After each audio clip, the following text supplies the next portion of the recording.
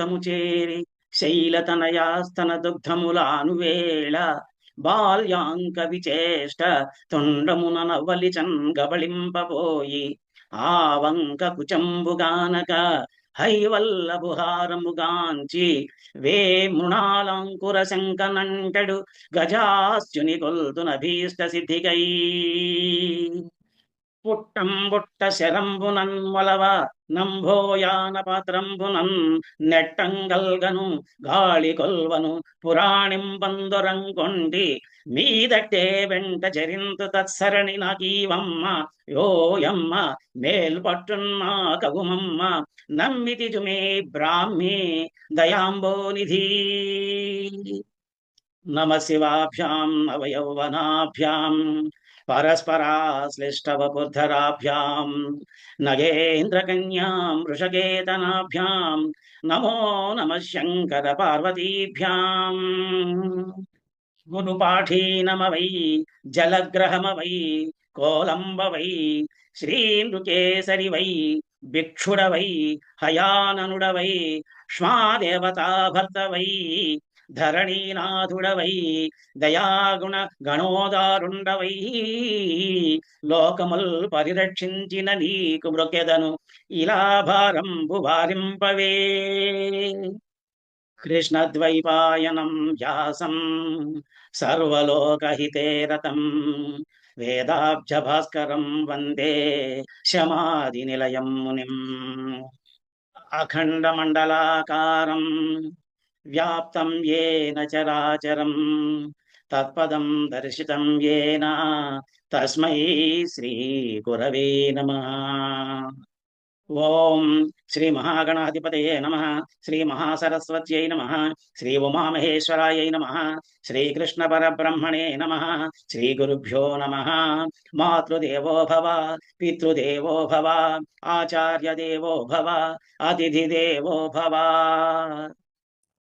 శ్రీ వినాయక శ్రీవాణి శ్రీలతల్లి శ్రీగిరితనయ శ్రీకంఠ శ్రీనివాస పంకజాసన మిముదొల్త ప్రస్తుతించి వ్రాయభూనితి భక్తితో పద్యములను గీతకారుడు నుడివిన గీత పైన. అందరికీ నమస్కారం. నా భగవద్గీత యూట్యూబ్ ఛానల్కి మీకందరికీ సుస్వాగతం. కిందటి భాగంలో మనం శ్రీమద్ భగవద్గీత 9వ అధ్యాయమైనటువంటి రాజవిద్య రాజగృహ యోగాన్ని ప్రారంభించుకుని ఆ యోగాన్ని పరిచయం చేసుకుని 1 నుండి 6 వరకు ఉన్న శ్లోకాలని మనం తెలుసుకుందాం. ఈ భాగంలో 7 నుండి 13 వరకు ఉన్న శ్లోకాలని మనం తెలుసుకుందాం. అయితే ఈ భాగంలో ప్రవేశించే ముందు కిందటి భాగంలో మనం ఏం తెలుసుకున్నాం అన్నది ఒకసారి గుర్తు చేసుకుని ఈ భాగంలోకి ప్రవేశిద్దాం. శ్రీకృష్ణ పరమాత్మ అర్జునుడితోటి ఇలా చెప్తున్నాడు. గుహ్యతమమైనటువంటి బ్రహ్మజ్ఞానాన్ని అనుభవ జ్ఞాన సహితంగా అంటే ఉపాసనా సహితంగా అసూయ లేనటువంటి నీకు ఉపదేశిస్తున్నాను. దీన్ని గనక నువ్వు తెలుసుకున్నట్టయితే నువ్వు అశుభకరమైనటువంటి ఈ సంసారం అనే బంధాన్ని నుంచి వెంటనే నీకు విముక్తి లభిస్తుంది అని చెప్పాడు. ఆ తర్వాత ఇంకా ఏం చెప్పాడంటే, అర్జున, ఈ బ్రహ్మ విద్య మిక్కిలి రహస్యమైనటువంటిది, శ్రేష్టమైనటువంటిది, పవిత్రమైనటువంటిది, ఉత్తమమైనటువంటిది, సాక్షాత్తు ఫలితాన్ని ఇచ్చేటువంటిది, ధర్మం తప్పనిది, సాధన చేయడానికి చాలా సులభమైనటువంటిది, వినాశమైనది, నాశనరహితమైనటువంటిది. ఈ విశ్వాసరహితమైన పురుషులు బ్రహ్మజ్ఞానం అనే ఈ ధర్మంలో నన్ను పొందకుండా మృత్యురూపమైనటువంటి సంసార మార్గానికి మరలిపోతున్నారు.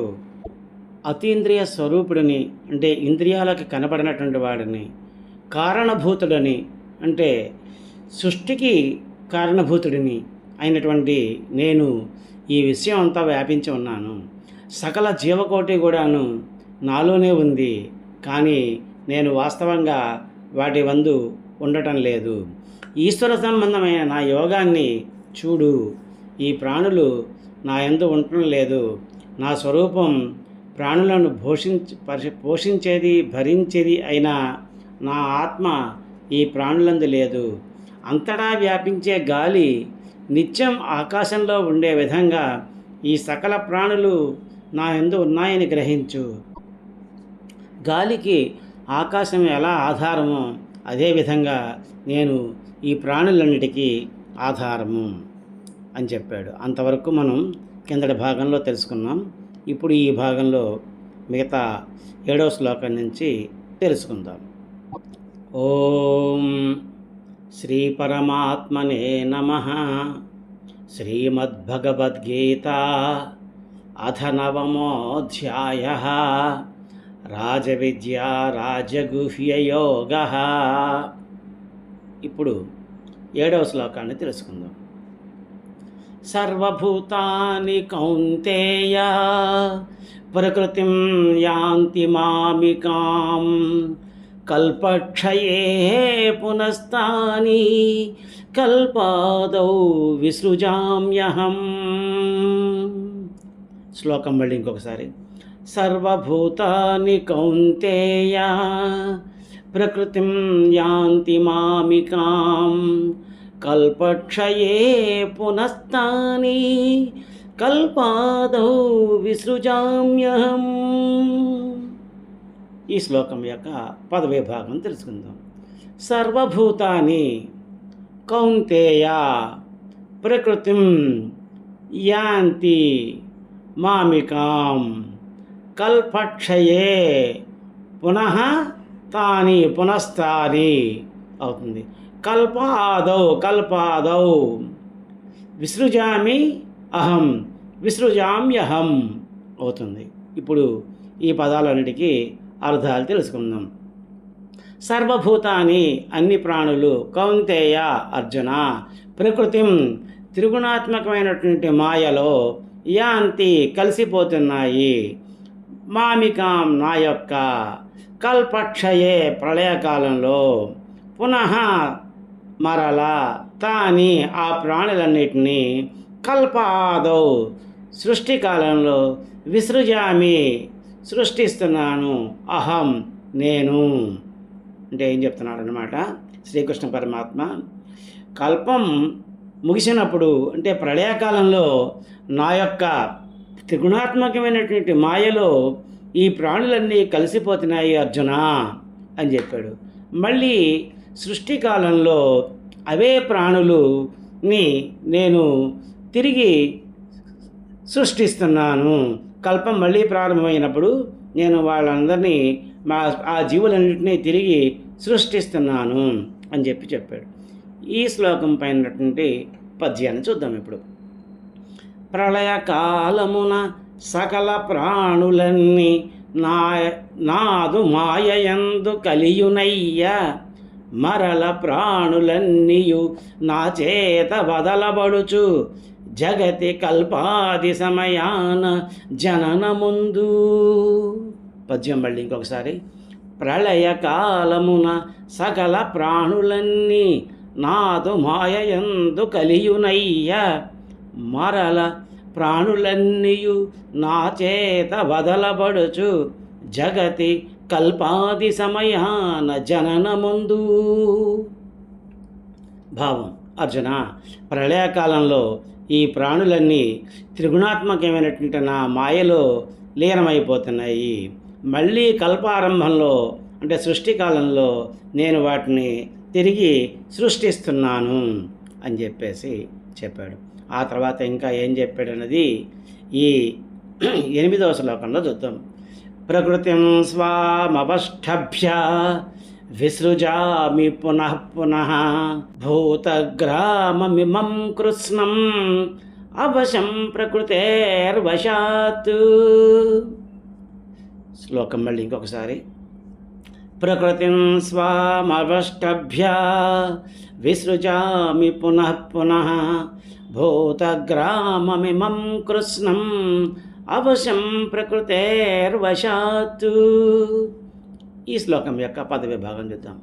ప్రకృతిం స్వాం అవష్టభ్య స్వామవష్టభ్య విసృజామి పునః పునః భూతగ్రామం ఇమం భూతగ్రామమిమం కృష్ణం అవశం ప్రకృతేః వశాత్ ప్రకృతేర్వశాత్.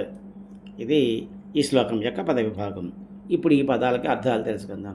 ప్రకృతిం అంటే మాయను, స్వాం నా యొక్క అవష్టభ్య వశపరుచుకొని, విసృజామి సృష్టిస్తున్నాను, పునః పునః మరల మరల, భూతగ్రామం ప్రాణి సమూహాన్ని, ఇమం ఈ కృష్ణం సమస్తాని, అవశం జనన మరణాలకి అధీనమైనటువంటి, ప్రకృతే వశాత్ పూర్వ సంస్కారాన్ని బట్టి, పూర్వ సంస్కారాన్ని అనుసరించి అని చెప్పేసి. అంటే ఏం చెప్తానమాట, నా మాయని నేను వశపరుచుకొని ఈ జీవుల యొక్క పూర్వ సంస్కారాలని ఆధారంగా చేసుకుని జనన మరణాలకు అధీనమైనటువంటి ఈ ప్రాణి సమూహాన్ని మళ్ళీ నేను ఈ జీవులని తిరిగి సృష్టిస్తున్నాను, అవే జీవుల్ని మళ్ళీ సృష్టిస్తున్నాను అని చెప్పాడు. ఇప్పుడు ఈ శ్లోకం పైన ఉన్నటువంటి పద్యాన్ని చూద్దాం. పూర్వజన్మల సంస్కార ఫలముగాను భూతముల వియల్లను భువి పుట్టుచుండు మరల మరలను నా మాయ వలన జనన మరణముల పొందుచుండును పార్థ వినుము. పద్యం మళ్ళీ ఇంకొకసారి. పూర్వజన్మల సంస్కార ఫలముగాను భూతముల వియల్లను భువి పుట్టుచుండు మరల మరలను నా మాయ వలన జనన మరణముల పొందుచుండును పార్థ వినుము. ఈ శ్లోకం యొక్క భావం, నా మాయని నేను వశం చేసుకుని ఈ జీవుల యొక్క పూర్వ సంస్కారాల ప్రకారం వాళ్ళు చేసుకున్నటువంటి కర్మలని ఆధారంగా చేసుకుని జనన మరణాలకి అధీనమైనటువంటి ఈ ప్రాణి సమూహాన్ని తిరిగి మళ్ళీ నేను సృష్టిస్తున్నాను అని చెప్పేసి చెప్పాడు. ఆ తర్వాత ఇంకా ఏం చెప్పాడన్నది ఈ 9వ శ్లోకంలో చూద్దాం. నచ మాం తాని కర్మాణి నిబధ్నంతి ధనంజయ ఉదాసీనవదాసీనం అసక్తం తేషు కర్మసు. శ్లోకం మళ్ళీ ఇంకొకసారి. నచ మాం తాని కర్మాణి నిబధ్నంతి ధనంజయ ఉదాసీనవదాసీనం అసక్తం తేషు కర్మసు. ఈ శ్లోకం యొక్క పద విభాగం చూద్దాం. చ మాం తాని కర్మాణి నా నిబధ్నంతి. నచ మాం దగ్గర ఉన్నటువంటి ఆ నా నిబధ్నంతి దగ్గరికి వచ్చింది. నా నిబధ్నంతి ధనంజయ ఉదాసీనవత్ ఆసీనం ఉదాసీనవదాసీనం అవుతుంది. అసక్తం తేషు కర్మసు. ఇది ఈ శ్లోకం యొక్క పద విభాగం. ఇప్పుడు ఈ పదాలకి అర్థాలు తెలుసుకుందాం. చమాం నన్ను, తాని ఆ, కర్మాణి కర్మలు, నా నిబధ్నంతి బంధించవు, ధనంజయ అర్జున, ఉదాసీనవత్ తటస్థునిగా, ఆసీనం వెలయు, ఆసక్తం ఆసక్తి లేనివాడును, తేషు ఆ కర్మసు కర్మలందు. నాకు ఏం చెప్తున్నాడంటే ఈ శ్లోకం గురించి, ఈ శ్లోకంలో అర్జున నాకు ఈ కర్మలందు ఎటువంటి ఆసక్తి లేదు, నేను తటస్థుడిగా ఉంటాను, కాబట్టి ఈ కర్మలు ఏవి కూడాను నన్ను బంధించవు. కర్మలు అంటే ఏమిటన్నమాట, ఇప్పటివరకు చెప్పాడు కదా, సృష్టి కార్యాన్ని నిర్వర్తిస్తూ ఉంటాను, కల్పం ప్రారంభించినప్పుడు సృష్టి చేస్తాను, కల్పాంతంలో సృష్టిని అంతనే తిరిగి నాలోకి తీసుకుంటాను అని చెప్పాడు కదా. ఇటువంటి నేను చేసేటువంటి ఈ పనులు ఏవి కూడాను నన్ను బంధించవు, ఎందుకంటే నాకు ఆ కర్మల మీద ఆ సృష్టి కార్యం మీద నాకు ఎటువంటి ఆసక్తి లేదు, అందుకని చెప్పేసి అవి నన్ను బంధించవు, ఆ కర్మలకు కూడాను నాకు ఎటువంటి ఆసక్తి లేదు అని చెప్పేసి చెప్పాడు. ఈ శ్లోకం పైన ఉన్నటువంటి పద్యాన్ని చూద్దాం ఇప్పుడు. సకల భూతాల మరణము జననములను కలుగు నావలనే కాని కర్మలందు శక్తి లేని వాడను తటస్థముగా నుందు గాన కర్మములవి నన్ను కట్టలేవు. పద్యం మళ్ళీ ఇంకొకసారి. సకల భూతాల మరణము జననములను కలుగు నావలనే కాని కర్మలందు శక్తి లేని వాడను తటస్థముగా నుందు గాన కర్మములవి నన్ను కట్టలేవు. భావం అసలు ఒక భావం. ఆ కర్మలందు నాకు ఎటువంటి ఆసక్తి లేదు. ఆ సృష్టి కార్యంలో కానీ ఇటువంటి వాటి వేరిపైన కూడా నాకు ఆసక్తి లేదు. నేను తటస్థుడిగా ఉంటాను, కాబట్టి అవి నన్ను బంధింపలేవు అని చెప్పేసి చెప్పాడు. ఆ తర్వాత ఇంకా ఏం చెప్పాడు అన్నది ఈ 10వ శ్లోకంలో చూద్దాం. మయాధ్యక్షేణ ప్రకృతి సూయతే సచరాచరం హేతునానేన కౌంతేయ జగద్విపరివర్తతే. శ్లోకం మళ్ళీ ఇంకొకసారి. మయాధ్యక్షేణ ప్రకృతి సూయతే సచరాచరం హేతునానేన కౌంతేయ జగద్విపరివర్తతే. ఈ శ్లోకం యొక్క పద విభాగం తెలుసుకుందాం. మయా అధ్యక్షేణ ప్రకృతి సూయతే సచర అచరం సచరాచరం హేతునానేన కౌంతేయ జగత్ విపరివర్తతే అవుతుంది. ఈ శ్లోకం యొక్క పద విభాగం తెలుసుకున్నాం కదా. ఇప్పుడు ఈ పదాలన్నిటికీ అర్థాలు తెలుసుకుందాం. మయా నా చేత, అధ్యక్షేణ సాక్షినైనటువంటి, ప్రకృతి త్రిగుణాత్మకమైనటువంటి మాయ, సూయతే సృష్టిస్తోంది, సచరాచరం చరాచర జగత్తుని, హేతునా కారణం చేత, అనేన ఈ కౌంతేయ అర్జున జగత్ విశ్వం విపరివర్తతే అనేక రూపాల పరివర్తనం చెందుతోంది. ఏం చెప్పాడనమాట? నా త్రిగుణాత్మకమైనటువంటి మాయ ఏదైతే ఉందో, సత్వరజస్తమో గుణ సంబంధమైనటువంటి నా మాయ ఏదైతే ఉందో అది ఈ చరాచర జగత్తునంతనే కూడాను సృష్టిస్తోంది. చరాచర జగత్తు అంటే కదిలే జీవులు, కదలని జీవులు.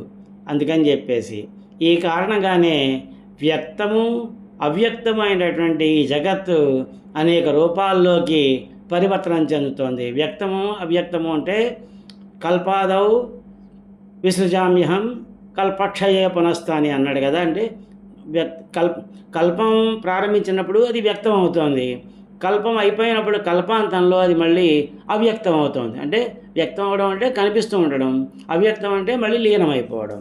అలాగా ఈ జగత్తు అనేక రూపాలుగా పరివర్తన చెందుతోంది. నా యొక్క త్రిగుణాత్మ మాయ వల్ల ఈ సృష్టి కారణంగాను, అది సృష్టిస్తున్నటువంటి ఈ జగత్తు యొక్క సృష్టి కారణంగానే ఈ ప్రపంచం అంతా కూడాను అనేక రూపాలుగా మారుతోంది, పరివర్తనం చెందుతోంది, మార్పును చెందుతోంది అని చెప్పేసి చెప్పాడనమాట. ఈ శ్లోకం పైనటువంటి పద్యాన్ని చూద్దాం అప్పుడు. జగములన్నిటికీ నేను సాక్షిగాన సకల జీవుల పుట్టుక జరుగు ప్రకృతి వలన ఈ జగమెల్ల నా వలన పార్థ పలు విధంబులుగా పరివర్తనమగు. పద్యం మళ్ళీ ఇంకొకసారి. జగములన్నిటికీ నేను సాక్షిగాన సకల జీవుల పుట్టుక జరుగు ప్రకృతి వలన ఈ జగమెల్ల నా వలన పార్థ పలు విధంబులుగా పరివర్తనమగు. ఈ శ్లోకం యొక్క భావం. ఈ త్రిగుణాత్మకమైనటువంటి నా యొక్క త్రిగుణాత్మకమైనటువంటి మాయ ఏదైతే ఉందో అది ఈ జగత్తుని, చరాచర జగత్తుని మొత్తాన్ని సృష్టిస్తోంది. ఆ కారణంగానే వ్యక్తమవుతున్నటువంటి అవ్యక్తమవుతున్నటువంటి ఈ జగత్తు అనేక రూపాల మార్పులను చెందుతోంది, పరివర్తనం చెందుతోంది అని చెప్పాడు. ఆ తర్వాత ఇంకా ఏం చెప్పాడన్నది ఈ 11వ శ్లోకంలో చూద్దాం. అవజానంతి మాం మూఢా మానుషీం తనుమాశ్రితం పరం భావమజానంతో మమ భూతమహేశ్వరం. శ్లోకం మళ్ళీ ఇంకొకసారి. అవజానంతి మాం మూఢా మానుషీం తనుమాశ్రితం పరం భావమజానంతో మమ భూతమహేశ్వరం. ఈ శ్లోకం యొక్క పదవిభాగాన్ని చూద్దాం. అవజానంతి మాం మూఢా మానుషీం తనుం ఆశ్రితం పరం భావం అజానంతః మమ భూత మహా ఈశ్వరం భూతమహేశ్వరం అవుతుంది. ఈ శ్లోకం యొక్క పదవిభాగం తెలుసుకున్నాం కదా. ఇప్పుడు ఈ పదాలన్నిటికీ అర్థాలు తెలుసుకుందాం.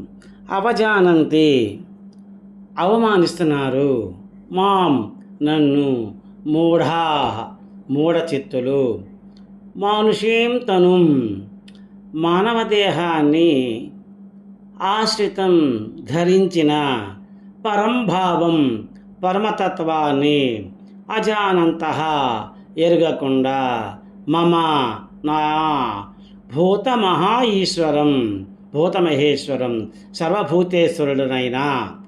అంటే ఏం చెప్తున్నాడు అన్నమాట, నేను పరమతత్వాన్ని సర్వభూతాలకి ఈశ్వరుడిని ప్రభువుని అయినటువంటి నన్ను నేను ఈ మానవ శరీరం ధరించాను కాబట్టి ఈ మూఢులందరూ కూడాను నేను సామాన్య మానవుడినే అనుకుని నన్ను అవమానిస్తున్నారు, నన్ను సరిగా గుర్తించటం లేదు అని చెప్పేసి చెప్తున్నాడు అన్నమాట.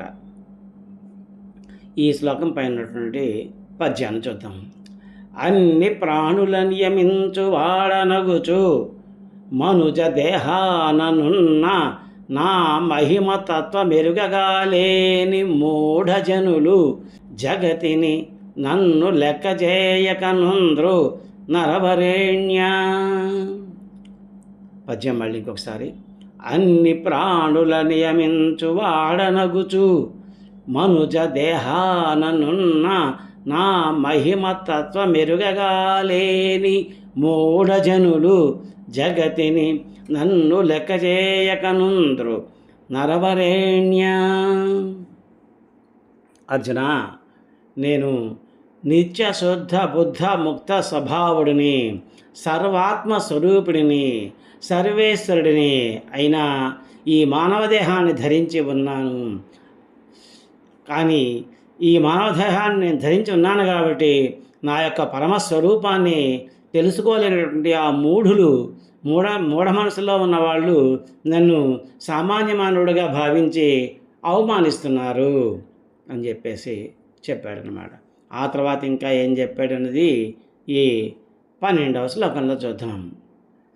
మోఘాశా మోఘ కర్మాణో మోఘజ్ఞానా విచేతసః రాక్షసీమాసురీం చైవ ప్రకృతిం మోహినీం శ్రితాః. శ్లోకం మళ్ళీ ఇంకొకసారి. మోఘాశా మోఘ కర్మాణో మోఘజ్ఞానా విచేతసః రాక్షసీమాసురీం చైవ ప్రకృతిం మోహినీం శ్రితాః. ఇప్పుడు ఈ శ్లోకం యొక్క పద విభాగం తెలుసుకుందాం. మోఘ ఆశాః మోఘ కర్మాణః మోఘాశా మోఘ కర్మాణో అవుతుంది. మోఘ జ్ఞానాః విచేతసః రాక్షసీం ఆసురీం చ రాక్షసీమాసురీం చ ప్రకృతిం మోహినీం శ్రితా ఏవ. చైవలో ఉన్నటువంటి ఏవ ఇక్కడ శ్రితా దగ్గర వచ్చింది. శ్రితా ఏవ. ఇది ఈ యొక్క శ్లోకం యొక్క పద విభాగం. ఇప్పుడు ఈ శ్లోకం యొక్క పదాలన్నిటికీ అర్థాలు తెలుసుకుందాం. మోఘాశ అంటే వ్యర్థకాములు, అంటే పిచ్చి పిచ్చి కోరికలు కోరుకునేవాళ్ళు, కోరికలకి అవన్నీ వ్యర్థమైనటువంటి కోరికలు కోరుకునేవాళ్ళు, ఉపయోగం లేని కోరికలు కోరుకునేవాళ్ళు, ఉపయోగమైన పనులు చేసేవాళ్ళు, మోఘ కర్మ విఫల కర్మలు, చేసినటువంటి కర్మలకి సరైన ఫలితాన్ని అనుభవించలేని వాళ్ళు, మోఘ జ్ఞానా నిష్ఫల జ్ఞానులు, ఫలితం లేని జ్ఞానం కలిగిన వాళ్ళు, అంటే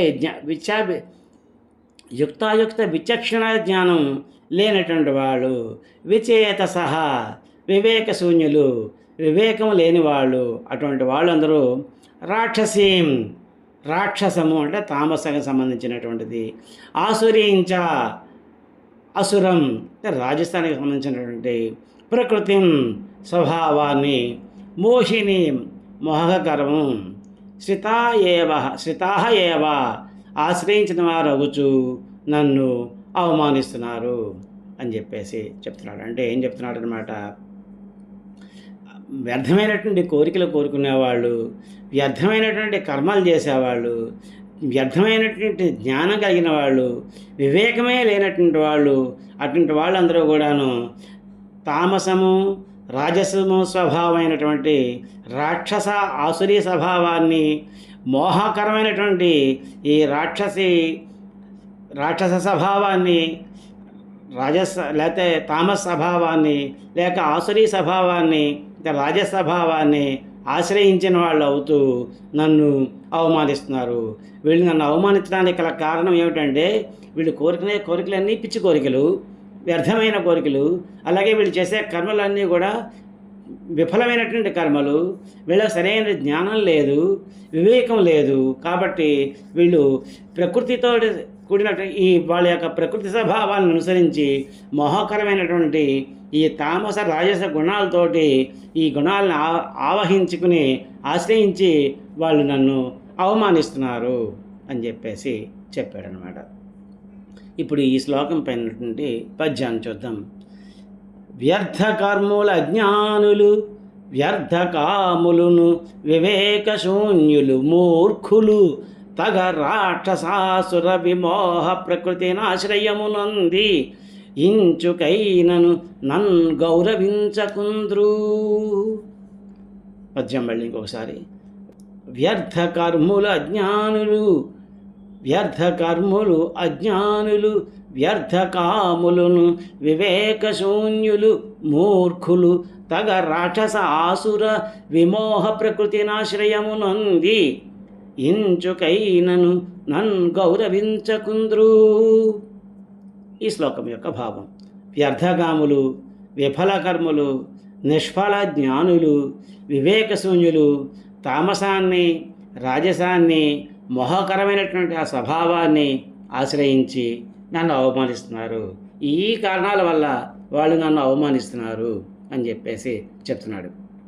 ఆ తర్వాత ఇంకా ఏం చెప్పేటున్నది ఈ 13వ శ్లోకంలో చూద్దాం. మహాత్మానస్తు మాం పార్థ దైవీం ప్రకృతిమాశ్రితాః భజంచనన్యమనసో జ్ఞాత్వా భూతాదిమవ్యయం. మహాత్మానస్తు మాం పార్థ దైవీం ప్రకృతిమాశ్రితాః భజంచనన్యమనసో జ్ఞాత్వా భూతాదిమవ్యయం. శ్లోకం మళ్ళీ ఒకసారి.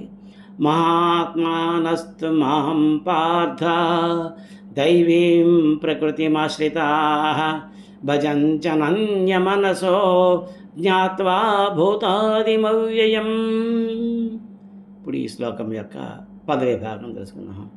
మహాత్మానః తు మహాత్మానస్తు అవుతుంది. మాం పార్థ దైవీం ప్రకృతిం ఆశ్రితాః భజంతి అనన్యమనసః భజంతి అనన్యమనసో అవుతుంది. జ్ఞాత్వా భూతాదిం అవ్యయం భూతాదిం అవ్యయం అవుతుంది. ఇప్పుడు ఈ శ్లోకంలో ఉన్నటువంటి ఈ పదాలన్నిటికీ అర్థాలు తెలుసుకుందాం. మహాత్మనః మహాత్ములు అంటే గొప్పవాళ్ళు, తు కానీ, మాం నన్ను, పార్థ అర్జున దైవీం దైవ సులభమైనటువంటిది అంటే సాత్వికమైనటువంటి ప్రకృతిం స్వభావాన్ని ఆశ్రిత ఆశ్రయించి భజంతి భజిస్తున్నారు సేవిస్తున్నారు అనన్య మనస ఏకాగ్రచిత్తంతో జ్ఞాత్వా తెలుసుకొని భూతాదిం ప్రాణులకు కారణము అవ్యయం అవినాశి అని చెప్పేసి అంటే ఏం చెప్తున్నాడు అనమాట, ఈ భూతాలన్నింటి సృష్టించకి కారణమైనటువంటి వాడిని, అవ్యయమైనటువంటి వాడిని అంటే వినాశనం లేనటువంటి వాడిని అయినటువంటి నన్ను కొంతమంది సాత్వికమైనటువంటి ప్రకృతి స్వభావాన్ని అనుసరించి నన్ను అటువంటి మహాత్ములు గొప్ప గొప్ప వాళ్ళందరూ కూడాను అనన్యమైన మనస్సుతోటి అంటే ఏకాగ్రవితమైనటువంటి మనస్సుతోటి నన్ను సేవిస్తున్నారు. కొంతమంది నన్ను పట్టించుకోవటం లేదు, నన్ను అవమానిస్తున్నారు. వాళ్ళ సంగతి పక్కన పెడితే కొంతమంది మాత్రం ఈ సాత్వికమైనటువంటి స్వభావాన్ని ఆశ్రయించి ఈ ప్రాణులన్నిటికీ కారణమైన వాడిని, నాశనం లేని వాడిని అని చెప్పి తెలుసుకుని అటువంటి మహాత్ములు నన్ను అనన్య మనస్సుతోటి అంటే ఏకాగ్రచిత్తంతో సేవిస్తున్నారు అని చెప్పేసి చెప్తున్నాడు అనమాట. ఇప్పుడు ఈ శ్లోకం పైనటువంటి పద్యాన్ని చూద్దాం. సాత్వికమగు స్వభావమాశ్రయము చేయువారగు మహానుభావులు పార్థ నన్ను నిత్యునిగా జగత్కారణునిగా వినాశిగా నెరిగి భజింతురనన్యమానసమునా. పద్యం మళ్ళీ ఒకసారి. సాత్వికమగు స్వభావమాశ్రయము చేయువారగు మహానుభావులు పార్థ నన్ను నిత్యునిగా జగత్కారునిగా వినాశిగా నెరిగి భజించురనన్య మనసమునా. ఈ శ్లోకం యొక్క భావం. కానీ అర్జున, దైవీ స్వభావాన్ని ఆశ్రయించినటువంటి కొంతమంది మహానుభావులు ఎవరైతే ఉన్నారో వాళ్ళు ఏకాగ్రచిత్తులై ఈ జగత్కంతకి కారణమైనటువంటి వాడిగా, నిత్యుడిగా, నాశనం లేనటువంటి వాడిగా నన్ను తెలుసుకొని నన్ను ఏకాగ్రచిత్తంతో భజిస్తున్నారు, సేవిస్తున్నారు అని చెప్పేసి చెప్తున్నాడు. ఈ భాగంలో ఇంతవరకు తెలుసుకుందాం. వచ్చే భాగంలో మరికొన్ని శ్లోకాలు తెలుసుకుందాం. హరి ఓం తత్సత్. తత్సర్వం శ్రీ పరబ్రహ్మార్పణమస్తు. గీతాశాస్త్రమిదం పుణ్యం యః పఠేః ప్రయతః పుమాన్ విష్ణోః పదమవాప్నోతి భయశోకాదివర్జితః. ఈ గీతాశాస్త్రాన్ని ఎవరు పఠిస్తారో వారు భయము శోకము లేకుండా విష్ణు సాహిత్యమును పొందుతారు. అసతోమా సద్గమయ తమసోమా జ్యోతిర్గమయ మృత్యోర్మా అమృతంగమయ. ఓం శాంతి శాంతి శాంతి. ఓం యదక్షరపదభ్రష్టం మాత్రాహీనం చ యద్భవేత్ తత్సర్వం క్షమ్యతాం దేవా నారాయణ నమోస్తుతే. విసర్గబిందు మాత్రాని పదపాదాక్షరాణి చ న్యూనాని చాతిరిక్తాని క్షమస్వ పురుషోత్తమా. కాయేన వాచా మనసేంద్రియైర్వా బుద్ధ్యాత్మనా వా ప్రకృతే స్వభావాత్ కరోమి యజ్జత్ సకలం పరస్మై నారాయణాయైతి సమర్పయామి. శ్రీమన్నారాయణాయైతి సమర్పయామి. సర్వే భవంతి సుఖినః, సర్వే సంతు నిరామయాః, సర్వే భద్రాణి పశ్యంతు, మా కశ్చిత్ దుఃఖభాగ్ భవేత్. శ్రియః కాంతాయ కళ్యాణ నిధయే నిధయే అధీనాం శ్రీ వెంకట నివాసాయ శ్రీనివాసాయ మంగళం. మంగళం కోసలేంద్రాయ మహనీయ గుణాత్మనే చక్రవర్తి తనూజాయ సార్వభౌమాయ మంగళం. ఉమాకాంతాయ కాంతాయ కామితార్థప్రదాయినే శ్రీగిరీశాయ దేవాయ మల్లినాథాయ మంగళం. ఓం ఏతత్సర్వం శ్రీహరిహర పరబ్రహ్మార్పణమస్తు.